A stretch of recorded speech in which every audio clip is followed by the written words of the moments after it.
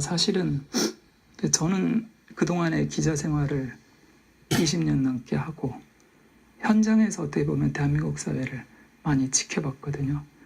그러면서 느낀 결론 중에 하나가 대한민국은 엘리트의 폐해가 지금 너무 심하다. 이런 생각을 하고 있어요. 무슨 얘기냐면 예를 들어 제가 그전에 기자 생활을 하면서 지금 기재부죠. 경제부처 관료들 혹은 검찰이나 법무부에 있는 검사들, 외교공무원들 이런 사람들 만나서 이야기를 하면요. 다 똑똑해요. 개인적으로 만나서 이야기를 하면.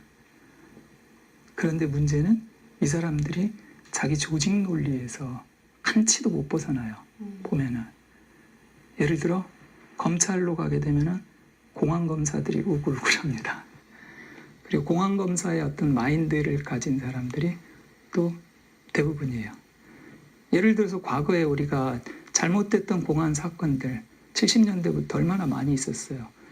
불과 얼마 전까지만 해도 서울시 간첩 유우성 씨였나요? 조작 사건도 여전히 발생을 하고 있고 그럼에도 아직까지 그런 상황이 어떻게 해서 유지가 되느냐.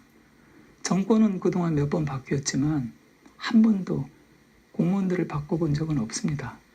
그 사람들은 그냥 국가 공무원으로서 정부가 시키는 일을, 정권이 시키는 일을 해왔을 뿐이다. 라고 하면서 항상 피해갔어요. 그렇잖아요. 경제부처, IMF 우리가 환란을 맞았지만 경제부처 담당했던 엘리트 중에 과연 그걸 책임진 사람들이 몇이나 있느냐. 그 사람들이 결국은 다시 또 정권 바뀌면서 그 자리 찾아가거든요. 모든 부처가 그래요. 외교부 공무원들. 우리나라가 지금 대미 종속관계에 있다는 건 누구나 다 아는 사실이잖아요. 그러다 보니까 외교부 공무원들은 미국에 대해서는 이야기를 하지 않아도 철저하게 굴종적입니다. 제가 봤을 때는 미국인보다 더 친미적인 집단 중에 하나가 대한민국의 외교부 공무원들이 아닌가. 그럼에도 불구하고 그 사람들에게 당신은 이런 건 잘못된 게 아니냐라고 이야기를 하면 자기들만의 조직 논리가 있잖아요. 이건 이렇게 해서 안 된다. 저건 저렇게 해서 안 된다라고 하면서 결국은 자기들 조직 논리로 회귀를 해요. 그러다 보니까 대미 굴종적인 외교 정책이라든지 재벌 중심의 경제 성장 정책이라든지 혹은 이 공안 위주의 마인드를 가진 어떤 그 형사 정책이라든지 이런 것들이 계속 지속이 되는 거예요.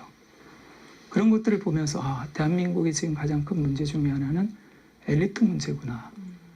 엘리트들의 생각과 일반 대중의 생각이 굉장히 거리가 멀단 말이에요. 이제 대한민국의 어떻게 보면 국민 민도라고 할까요? 굉장히 수준이 많이 높아졌어요. 네. 그런데 이 엘리트들은 사실은 이 국민의 민도를 제대로 못 따라가고 있구나. 이 생각을 해요.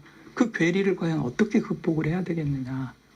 그런 이야기도 전하셨어요. 오셨을 때. 그렇죠. 그게 이제 네. 제가 이야기한 어떻게 보면 국민대표단